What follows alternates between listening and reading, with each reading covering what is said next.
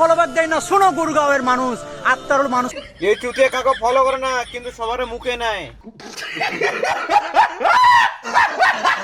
আক্তারুলকে দেখে এখন দিল্লিতে, হরিয়ানাতে, মুম্বাই, কেরালায় যত রাজ্যে বাঙালি ছেলে আছে সবাই এখন এই আক্তারুলকে দেখে ভিডিও বানাতে শুরু করেছে। আরে নিজের ওরে চুতিয়ে রে ভ্যানকে লোড়ে রে গালসিয়া বাবা,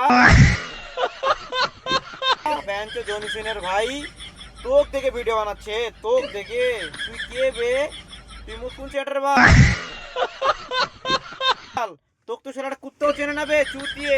কিছু একটা লাইভ হয়েছে না হয়ে গেছে ভ্যান তুই তাকে মানুষের মাথার উপর চড়ে বসিস বে চুতিয়ে ইনসান।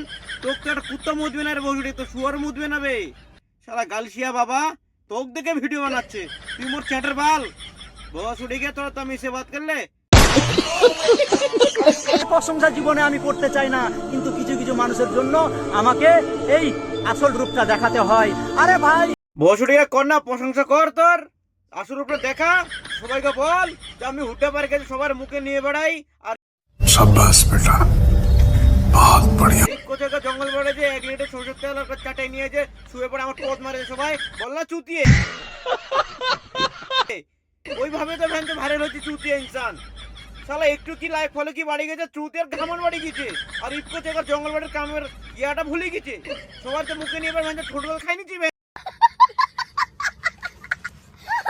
আমার পিছনে লাগার আগে নিজে কিছু করে দেখা। অবশ্যই আমি সাপোর্ট করব, তোকে বলবো না আমাকে ফলো ব্যাক দে। ও গালসিয়া বাবা, তুই কাউকে লাইক আর ফলো করিস না ভাই, তুই রেনে দে।